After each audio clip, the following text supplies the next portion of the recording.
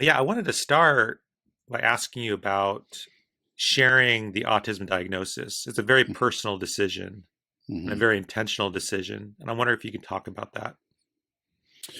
Yeah, so I was diagnosed officially in December of 2014. Um, I should say that that came after a year of me doing my own investigation. I, um, I ran into what I call a proverbial wall. Always knowing, probably since the age of 7 or 8, that there are significant differences between me and my peers. I didn't understand a lot of times what people were talking about. Took things very literally. Didn't understand things like sarcasm. I later came to realize that there was such a thing called body language and social cues, which I had no clue about. And oftentimes, I tell people I don't. My brain doesn't have an interpreter, so we've all heard that 90% of communication is nonverbal. So for a person like myself, I don't understand that. Um, and so I always knew, but I didn't have the language. It wasn't until I got older as an adult where I ran into a wall during a leadership transition. And I really started to reflect and say, okay, I've heard some of these things about interactions with me my whole life. It was now coming in adult language. And so I determined that, everyone can't be wrong. And so I had to try to figure that out. So I actually did my own investigation for about a year after hearing some things from a colleague. And then that led to the diagnosis in 2014. I eventually did go public and share it first with my church in March of 2015. The primary reason was because, after reflecting on a lot of relationships that didn't work out and I never knew why, um, I was actually nervous that the church that I was pastoring at the time may be impacted by that because the church was growing. Um, but people were having a hard time reconciling the difference between the Lamar that was on the stage on Sunday. He was very animated in his preaching versus the Lamar who was off the stage, who was very introverted, very quiet, didn't understand body language, social cues. And oftentimes, the dichotomy between those two persons was kind of off putting for a lot of people. And all these things were happening without me, before my diagnosis, all these things were happening without me knowing. So, in a nutshell, there are probably dozens of people who walked away from the church after having what they considered a bad social interaction with me that I had no clue why they didn't come back. Once I had the diagnosis, I wanted to get out in front of it and just share with people, hey, this is what I just discovered about myself in an official capacity, just to teach people, to help people to understand that, if you do have a interaction with me and it doesn't go the way that you thought it should, understand there are a lot of factors that I'm not able to control. So here's what we have to do. We have to really be honest with one another. If you think I'm upset, because oftentimes my facial expressions and body language don't mirror the environment, but I'm unaware of that. So I could look disinterested in what you're saying. I could look like you're being bothersome to me, like I don't want to be bothered with talking with the congregants, and that nothing could be further than the truth. And in fact, those are a lot of things that I heard about my candidacy for being the lead pastor. And I knew those are things I would never do intentionally. So the only way to actually to get out in front of it was to just be forthright and honest with my congregation and say, this is what you've been experiencing. This is what I've been experiencing. Um, so from now on, we just can't make assumptions about each other. If you think I'm angry or upset because of my body language or my facial expression, just ask me and I'll tell you that I'm not. I oftentimes don't know that that's the vibe that you're picking up. So it was very personal, but a lot of it was for the sake of helping people to understand that some of what you were experiencing with me is not necessarily my fault, but there's a way that we can work through it together if you're willing to be accepting of this new diagnosis. So I wanted people to feel more comfortable with approaching me because that seemed to be a problem that we were having in the church. Although they loved my preaching, but people still didn't feel like I was approachable. Tell me about the process you went through as you started getting this feedback from others, and you're just kind of like looking at, as people are sharing with you, maybe they feel that you are not engaging in the way that they want.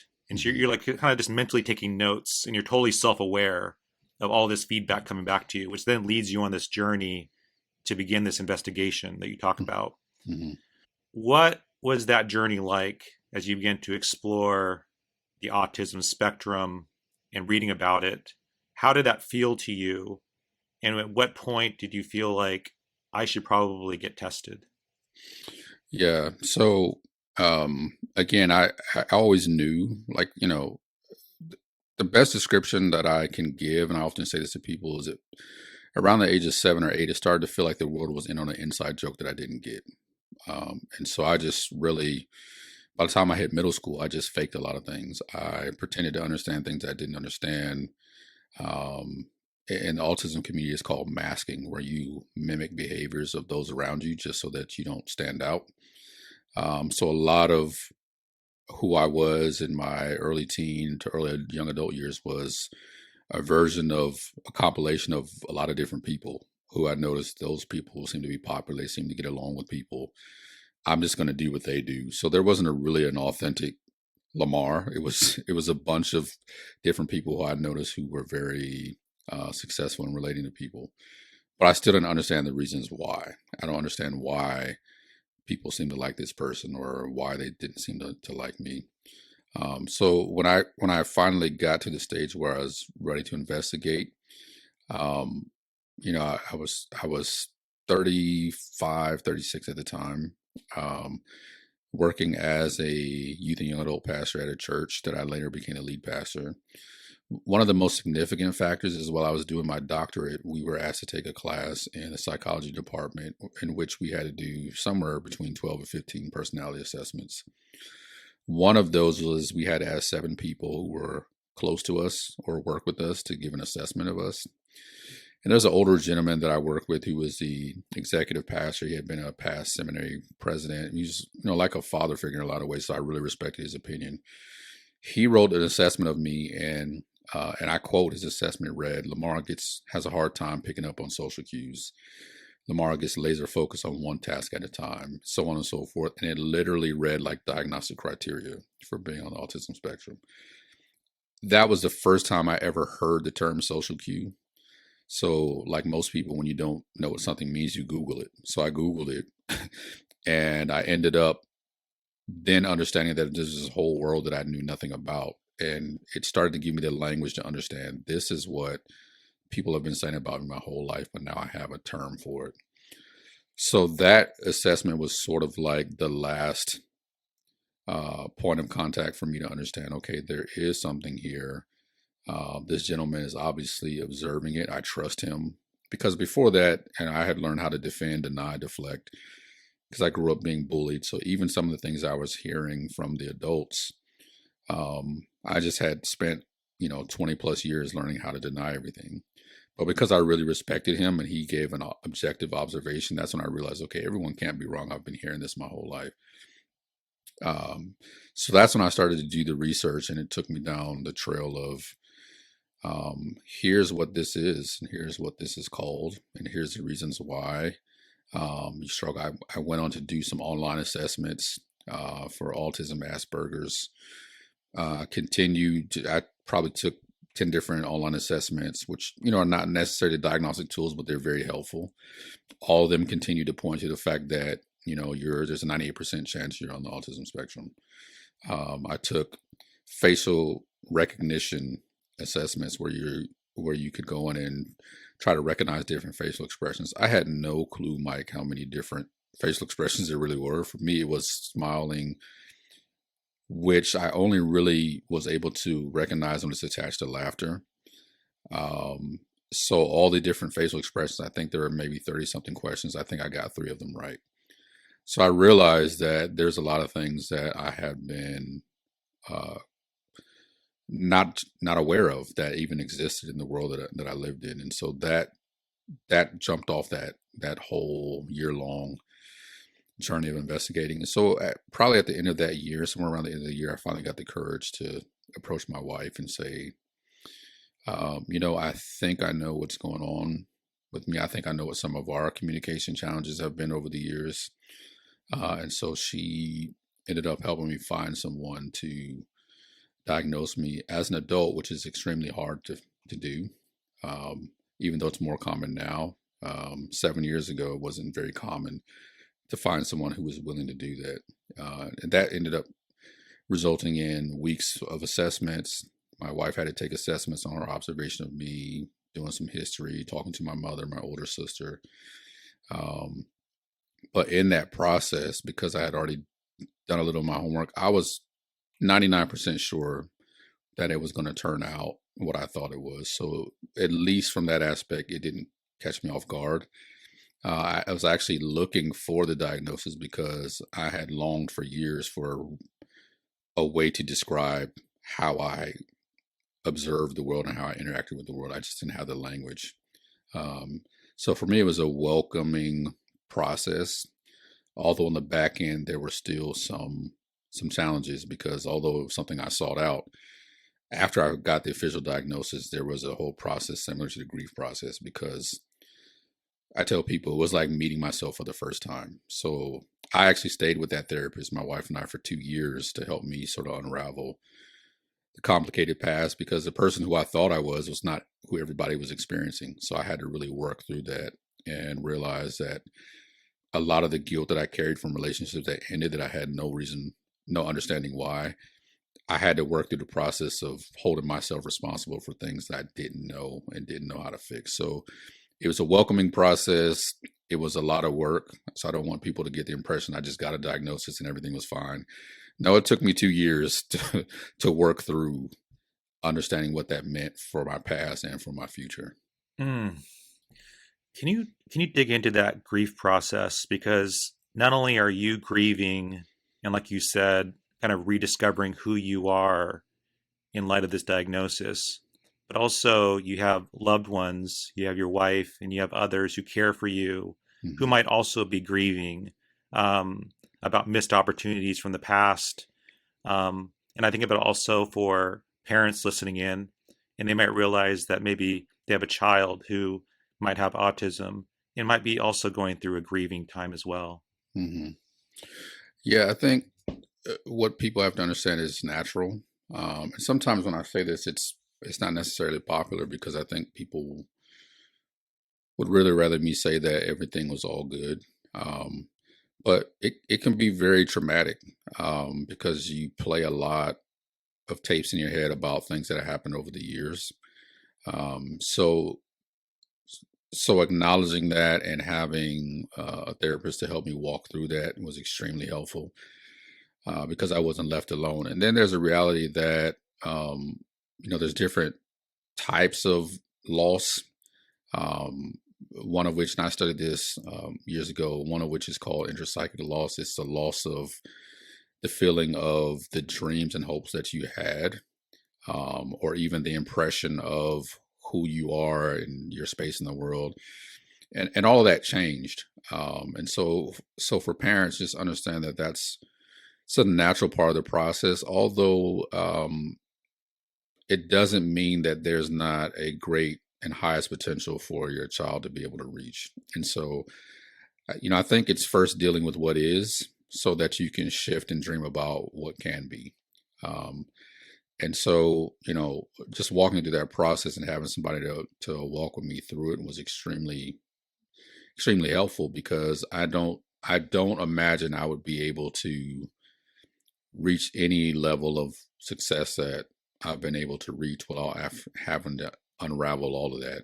And so it's very much similar to the grief process. And, I spent years as a hospice chaplain, so I'm very familiar with that. It's not a direct line. So you're not going to go through it steps 1 through 5.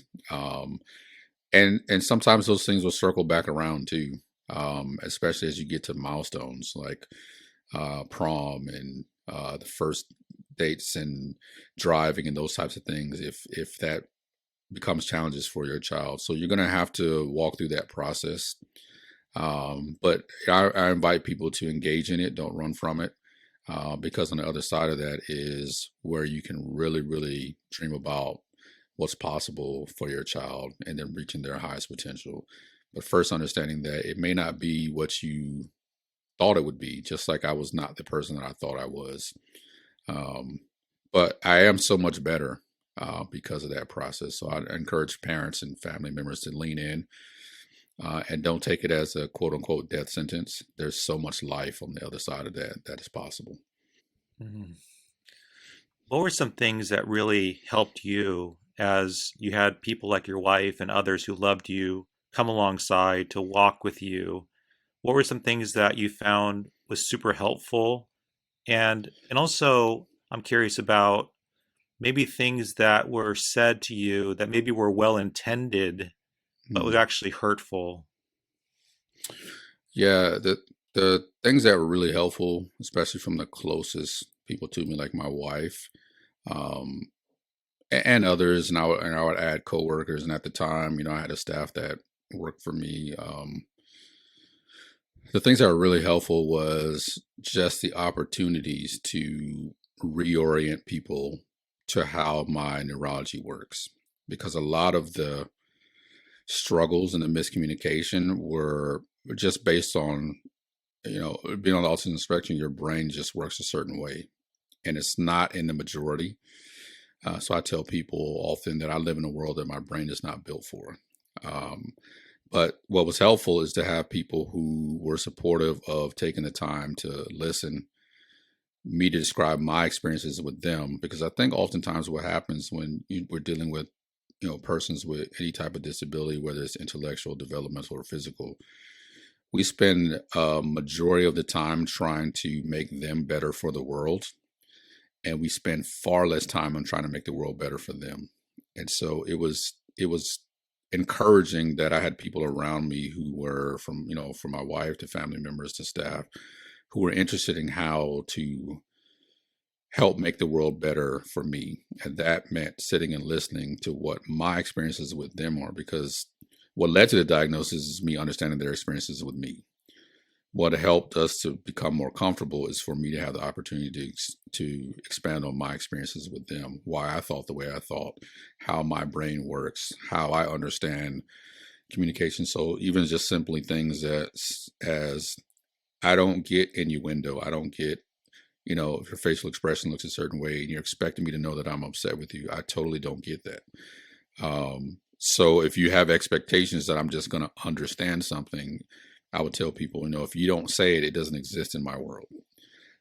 So what it did is it made us better communicators, because they realized that just as instinctive it is for them to use body language and social cues, all things that you learn around the age 18 months to 2 years old. You just have this interpreter in your brain that starts to kick in, where what people mean by how they say it, the way their face looks, the way they hold their hands. I don't have that interpreter, so I had to help people to understand I don't get those things. So if you're leaning on that to understand, where our relationship is at in the moment, we're probably going to always miss each other. So here's what we have to do. We just have to be extremely brutally honest with one another.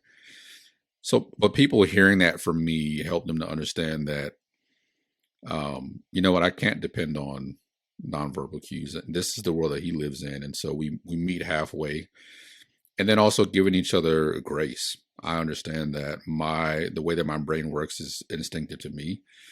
The way that quote unquote neurotypical brains work is instinctive to them. So I don't hold it against people who do things that are instinctive to them, just as I don't ask them to hold it against me, things that are instinctive to me. So that was very helpful to just, at least for the first time in my life, have an audience who would say, okay, we want to know what it's like to be you, and to understand you, and how we could better accommodate you so that you can be the best version of Lamar that you could be. So that was extremely, extremely helpful. As a matter of fact, in my past church, I spent about a year outside of regular staff meetings, just sitting down with my staff and explaining things to them. And we went through personality assessments, but I also used that as an opportunity to teach them about autism, about not just how my brain works, but how people on the spectrum see things often. And it even made our church a lot better, because we were able to start paying attention to the things that normally people don't pay attention to unless they have someone in their life who's impacted by autism. What are some of the maybe misconceptions that believers have, or things that Christians have said to you that have hurt you, and it's from a lack of empathy? Hmm. Yeah, one that stands out, um, and I think I talk about it in the book where I had a former member of the church I pastored at the time, who had a difficult time with me, in their words, attaching myself to the label of autism because from their perspective, I seemed to be doing well. They felt like, I was doing a fairly decent job at pastoring. They enjoyed, my preaching and teaching style. So they just couldn't understand, why would you label yourself that way? And for your listeners, a lot of people online know me as autism pastor, which is not actually a term I came up with. It was someone in the autism community who kind of coined that phrase. And so I changed all my handles on social media just because it made it easier for people in the autism community to find me. But this person just couldn't understand why I would label myself that way. And I remember telling them that, it's only a problem if you think those two terms don't go together. So what it did is it exposed the stigma, that you didn't believe that someone with autism could be a great pastor, and if in your eyes I was being a good pastor, then I couldn't possibly claim this label of autism. Which I told this person that I don't see it as a contradiction, and I don't think that it's offensive to God. Similarly to God calling Moses, and Moses says, I don't speak well, I have a speech impediment, I have this speech disability. And God says, I know that. I'm the one who created you. I'm still calling you. He did give Moses an accommodation by allowing his brother to go with him to help him. But God very much still saw me as a person that could be used to build his kingdom. And so that wasn't an offense to God. And I don't think it should be an offense to other people. So it was hurtful. The good thing is that the conversation went for about 2.5 hours and it ended well. But in the beginning, it was very hurtful that not only did this person was not able to see me in that light, really wanted to separate me from my disability as if that made me somehow more acceptable. I don't think that that's how they meant it. But when I presented it to them, I was sharing with them that essentially what you're saying is that in order for me to be an acceptable pastor and servant, I need to separate myself from this disability, which I don't think is fair to ask of anyone with a disability. And that's part of the reason why there's so much shame and stigma still in our faith communities, because we want to have people who have different experiences in the world, whether it's physical, developmental, intellectual. Again, you want us to separate those things out in order to be more acceptable and usable to God in service to his kingdom. So it was offensive, but I think they didn't realize what they were saying. And after having that conversation, it did end well, and they were able to see where I was coming from and why I continue to use that quote unquote label as a way of trying to break down that stigma. It is still very much possible for God to use whoever God chooses to use, and they don't have to separate themselves from their disability in order to be more acceptable to you. In fact, we're asking the world to be more accommodating, to allow persons like myself to serve in their fullest capacity. Yeah, and I think it's such a powerful way to improve inclusion in the church and to show others what autism looks like in a church context and also in a Mm-hmm. church leadership context. Mm-hmm. And as you have developed a community, and as people have reached out to you from the autism community, I'm curious about concerns or things you're noticing about the church and the church's lack of understanding at times, or churches that have built barriers to those with autism. Mm-hmm.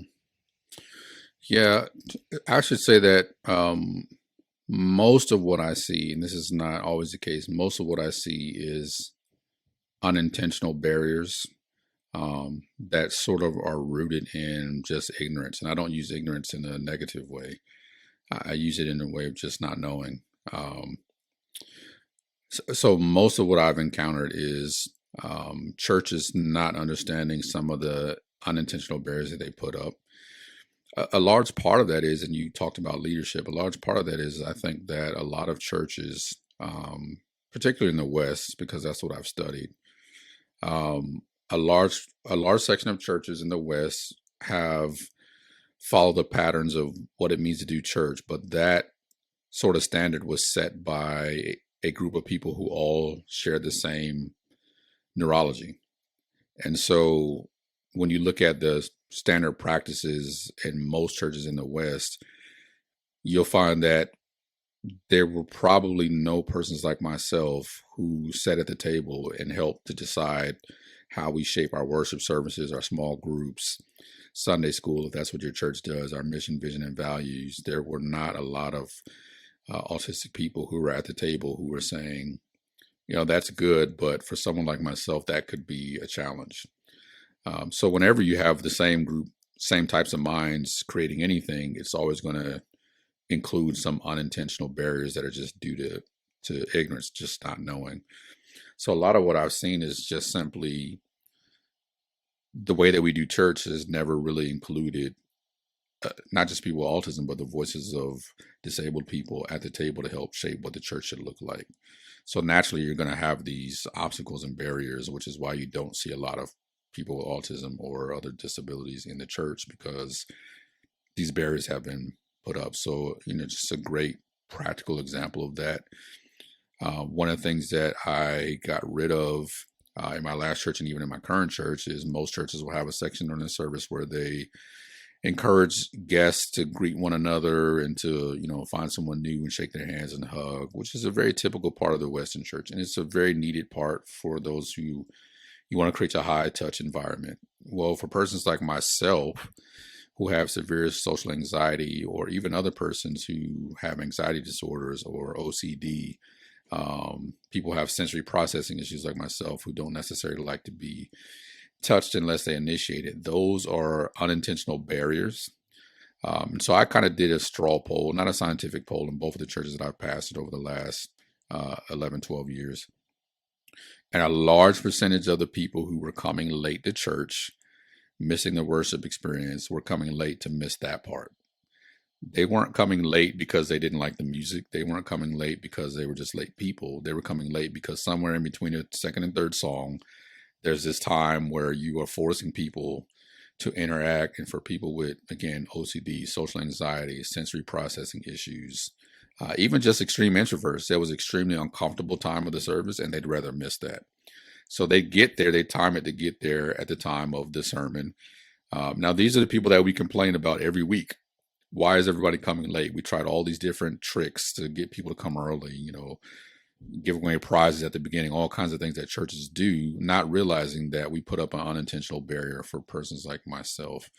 And it actually increased the number of people who were actually showing up on time because they didn't have to fear participating in a part of the service that exacerbated their invisible disability. So that's just one example. But when you create churches again, and we include different parts of the service, and the worship service is just a small part of it.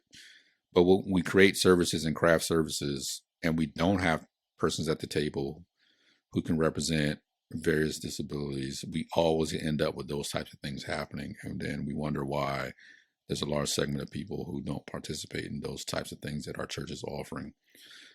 So that's just one example of how a lot of times churches put up barriers that are unintentional. It's just they don't know. They don't know that that's a problem for a lot of people. Yeah, and I think what's also hard on top of that is, like you mentioned, the social stigma. And also, I'm thinking about parents with kids who have autism, and you give some fascinating statistics around how many families end up leaving church when a loved one has autism, because it can be so difficult. And also, it can be very a private diagnosis that they don't want to share with just anybody. But they also don't want to have to explain why maybe their child is acting a certain way in the service, or doesn't want to hear loud music from the worship team, right? Like there's all these like things that are, there's that, what you just mentioned, these unintentional barriers that quote neurotypical people might not be aware of, that they should be aware of, so that they can reduce those barriers. But then there's also that added pressure that people feel like, well, we can't just fit in anymore. Like this isn't working. And I'm wondering, maybe you can maybe talk about that situation where, because it is really, it's really heart-wrenching to see families who want to be included, they want to be part of the church community, but they feel different. They feel like I can't fit in anymore. Hmm. Yeah, I think one of the things that I discovered in sharing my diagnosis was a huge win for the church that I lead now and the church that I previously led when I disclosed my diagnosis. And that was it gave some room for us to start chipping away at the shame and the stigma. It became much more comfortable for families, whether they wanted to disclose an official diagnosis or not, um, to talk about some of the challenges that their child or their teenager or their young adult um, may be facing and why they didn't seem to fit in. So a lot of times I think one of the largest things that the church can do is to make the church a safe space and a brave space for people to talk about the things that are traditionally taboo in the church and even in society, and to chip away that shame and stigma. So once it became an open conversation, it actually helped us as a church to get more information from parents or for those people who were not showing up to church, or to understand why that one family or those three families only showed up to church once every 6 to 8 weeks. It wasn't that they were any less committed. It was because of, like you're saying, they're struggling and they don't fit in. And sometimes they just have, a heck of a week, with all the doctor's appointments in school and IEPs, that they just can't get to church every week. And so from the outside looking in, we're judging commitment levels, and really it is a matter of creating an environment where they're free to talk about the reasons why they're not very engaged in the church, whether it's they don't fit in or they just have a lot of extreme challenges. They're tired by the time Sunday comes. But I found once I stood up as a leader and said, this is my diagnosis, it made it okay for everyone to talk about. So we did have a large number of people who divulged official diagnoses, but we also had a large number of people who said, these are the accommodations that my child will need if you're going to include them into children's ministry on Sunday morning. So we didn't necessarily need an official diagnosis. They gave us the tips and tools to say, if you want little Johnny to be a part of this, here's 5 things that you can do to make sure that he's included. So everything from sound. We started providing noise canceling headphones, fidget toys, sensory rooms, um, things like the parents would write down on index cards, if he displays this behavior, try these 3 things. If he does this, do these 2 things. I'm sending him with his favorite blanket, or I'm sending him with his favorite fidget toy. All ways of those families coming alongside us as a church, because oftentimes I think what happens is churches kind of know on the periphery that some of the things that we're doing can be barriers, but it can sometimes feel so overwhelming, like we don't know what to do. When you created the culture in the church where it's safe to talk about that and families know they're not going to be judged, they'll tell you what needs to be done in order to include them. They'll tell you the things that are barriers for them. And so I just found that the number one tool to creating a better environment was to make it safe to talk about those things, so people don't have to hide and be ashamed and embarrassed that, yes, my child may yell out in the middle of the service, but now that we know that it's okay and the whole church is not going to turn around and stare at us, or the pastor or the deacons are not going to ask us not to come back. Once we know that, we'll share with you everything that you need to know to be able to create a space that's accommodating for us and our family. So I think it starts with the church being brave enough to talk about things that it doesn't talk about. Preach and teach about it. Have it as a part of your small groups. Make it an environment where people are constantly trying to learn about various disabilities and some of the barriers that the church has put up, whether intentionally or unintentionally, and then allow those families to have a voice to say, these are things that are problematic, and we can help you to be able to change those things if you're willing to change them. That's beautiful. I love all the accommodations that you've made, and really just by listening to the congregation, listening to the needs, and then also how you built such a safe and inclusive culture where people feel free to be able to share their feelings. Like that, Mm-hmm. that's huge. And I feel like because some of these conversations can be very uncomfortable to have.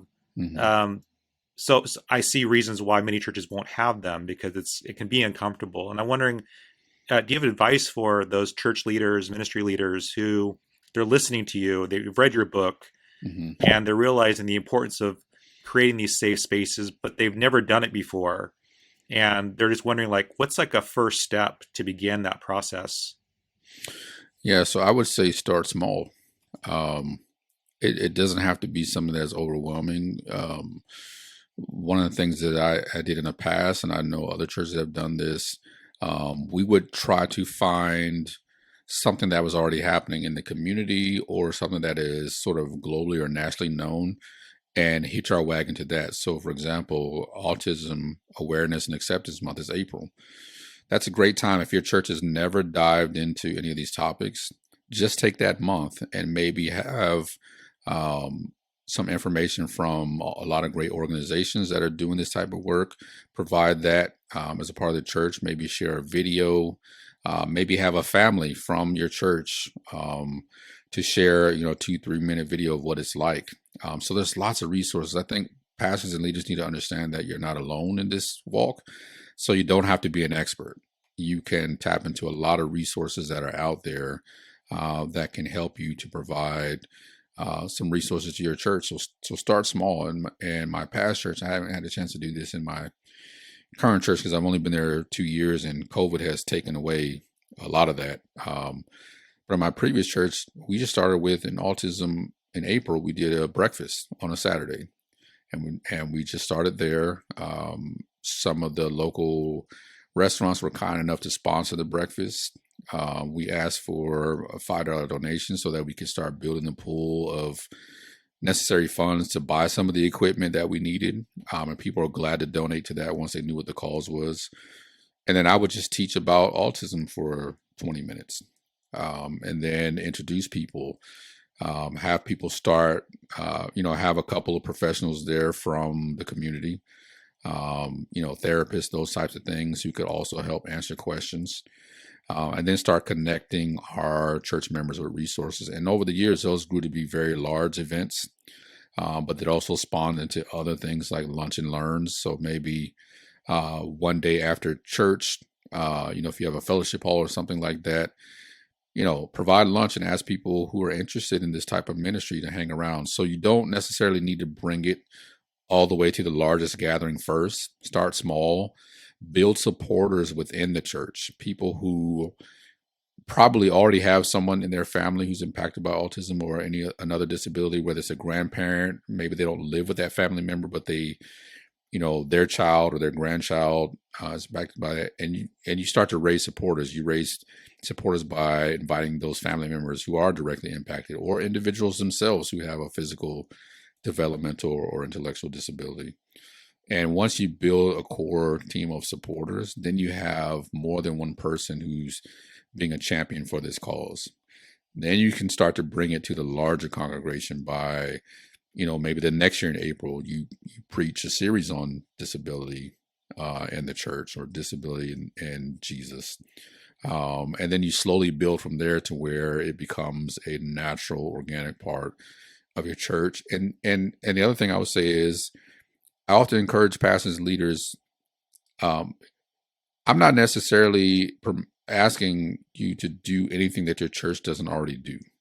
Stick to your mission, vision, and values of your church, your program. If you do small groups, do small groups. If you do Sunday school, do Sunday school. What we're saying is to add disability and the ability to learn about it into the normal rhythm of your church. So have a Sunday school class that just focuses, that does a book club on my book or some other great resources out there.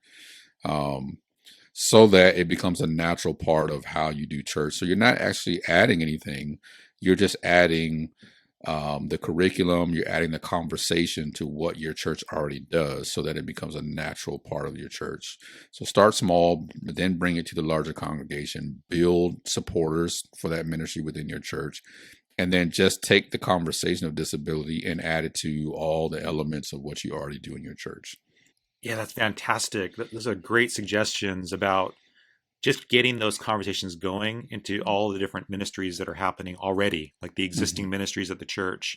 How do you get those conversations going there, those studies going there? One of the most powerful parts that I found in your book, aside from just all the brilliant insights into how to make our churches more inclusive for our disabled communities, is around disability theology. And I'm really curious about how autism has magnified your view of God and how that's helped you share the gospel. Mm-hmm.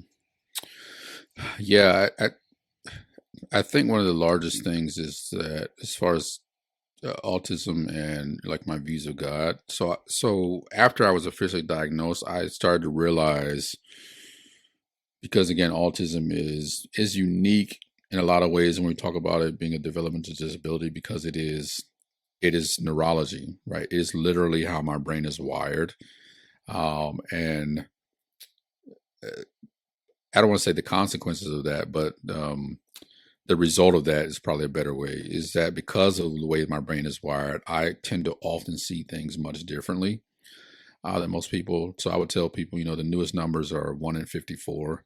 If I'm in the room with 53 other people, I'm almost always likely to see something that someone doesn't see, or to experience the world in a way that is far different from people whose brains are wired and what's quote unquote, called neurotypical. What I've learned is that I've learned to leverage that as a strength. And so a lot of the ways that I see the biblical text, a lot of the ways that I even experience my faith, tend to come at it from a different angle. And oftentimes what I've learned is that when that's allowed to be a part of the conversation, it brings a whole other angle to people being able to understand God, faith in the Bible that is traditionally not there, which is why I advocate for having persons with disabilities as leaders, because you can not just them helping to shape the church, but helping to shape theology, is to have a far different perspective on the text. And so I tend to see things that a lot of people don't see, and even some of my colleagues who are in the disability community send this. One of the things that I talk about in the book is that all theology is contextual, which includes the fact that we have to understand that we don't just have bodies, we are bodies, which means everything that I experience in this world and in this life and even in faith comes through the filter of the body that I've been given, which then gives me an entirely different perspective. One of the things that I share also in the book is that one of the primary images of Christianity in the New Testament is this idea of flesh versus spirit. And Paul talks about that a lot, and he does a lot of great theology on that. Who better to help us to understand the realities of that than persons who are living with disabilities? Because for them, it's not just an idea. I literally live with things that my brain sometimes does in my body that I don't want it to do. And what I tell people is my faith often has to lead a rebellion against my body, because sometimes my brain, whether it's extreme sensory processing, if I get into a situation where my brain is overloaded sensory wise, I can spend the next 2 days in bed. But I also have to have the faith to know that, that's not something that can totally control and define my life. And so there are a lot of persons in the disability community, whether it's intellectual, physical, or developmental, who have that as a real challenge. It's not just ideology, but it brings such a vibrancy to understanding God in a different way and theology in a different way, because it's not just something that we talk about. We actually have to live every day with this contest between our faith and our spirit and our bodies. And Paul does such a beautiful job of talking about that, primarily because I believe that Paul also had a disability. He talks about his thorn. In Galatians, he references the fact that he stopped in that province of Galatia, not because he chose to, but because his body made a decision for him. And he goes on to say that some of them were so kind to him that they would have given him their eyes if they could have, which is a nod to the fact that he was going blind. Some of the early church fathers were actually persons with disabilities. even our understanding of the Trinity, the doctrine of the Trinity, first came from a church father who actually happened to be blind. So there's a lot of ways that people with disabilities experience the world and faith in God in ways that are not necessarily typical. But when there's space allowed for that, it creates a much healthier and vibrant theology of who God is, and how we experience life. And I think it just adds to our understanding of how to properly understand the character and the nature of God and all these other doctrines that we hold so dear. We get a fuller picture of that when we allow persons with disabilities to add to that conversation.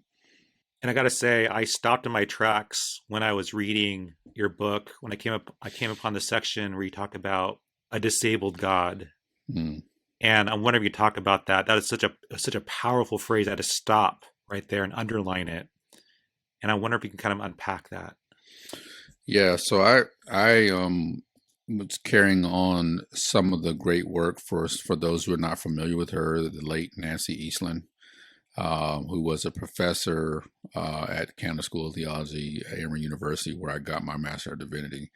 And she herself was disabled. She wrote a book actually called The Disabled God. I quote a couple of her chapters in there, just really picking up on that work. So that derives from something that I think that we don't often really think about, because I think most of us who grew up in the church have been taught a sanitized Sunday school version of the crucifixion. And so one of the things I talk about is what a real Roman crucifixion would have looked like.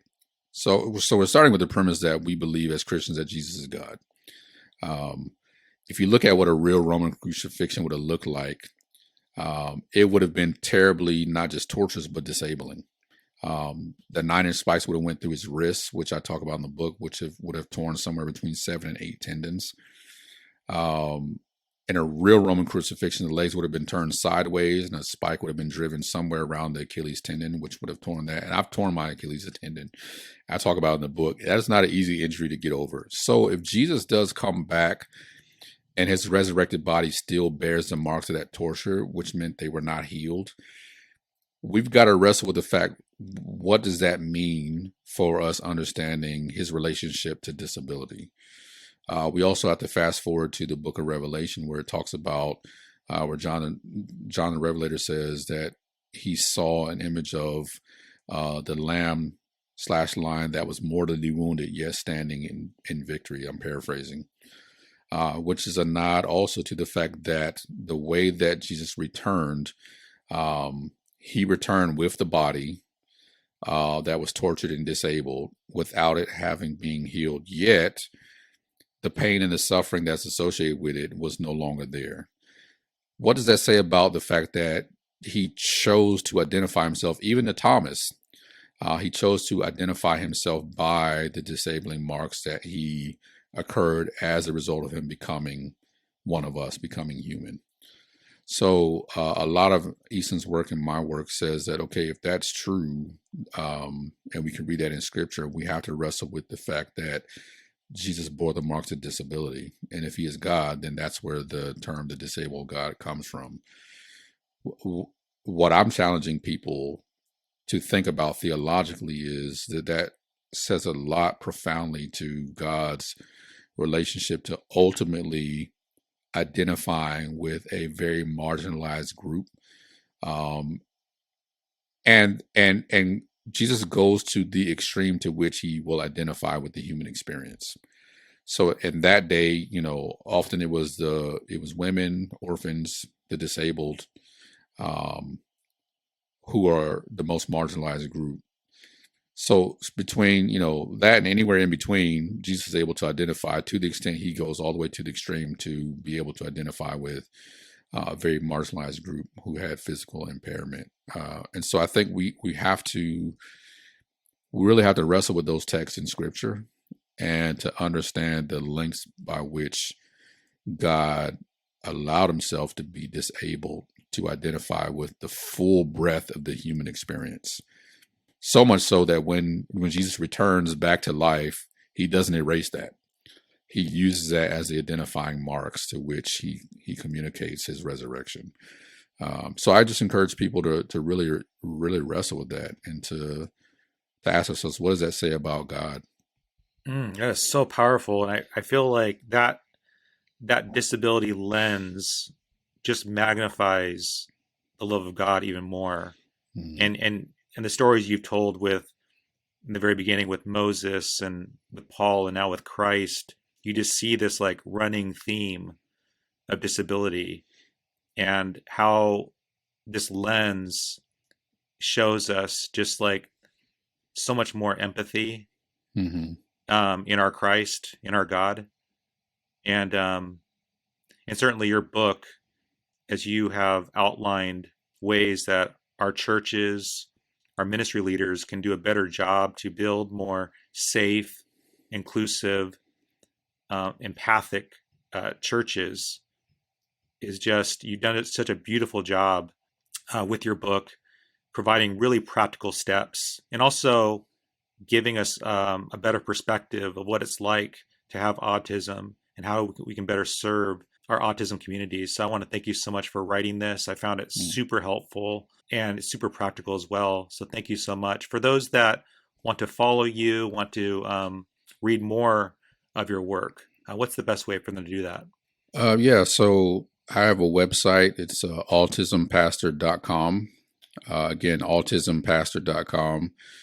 Typically, that's the best way because when you go to the website, you can find links to my books, especially the latest one, Disability in the Church, um, my podcast, which is fairly new, my blog, where you can read a lot of the blogs and articles. Even on the front page, it has links to some of the most read articles that I've written for other organizations like Christianity Today and other places. So it's sort of a clearinghouse, and then there's ways on there that you can contact me. But if you're primarily looking to find me on social media, on Twitter as Autism Pastor, on Facebook, I have my personal page, Lamar Hardwick, but also another page, Autism Pastor. And then honestly, I've tried to not be hard to find by design. So even if you just Google my name, you can pretty much find out how to get in contact with me and any work that I've been working on. Awesome. Well, Lamar, thank you so much for being on the podcast. Thank you for having me. I enjoyed our discussion. Hey, thank you so much for checking out this video clip from the Delgado podcast. To get more videos like this, simply subscribe here on YouTube. You can also download the full episode of each show on iTunes, Spotify, Google Play, or your favorite podcast player. Take care.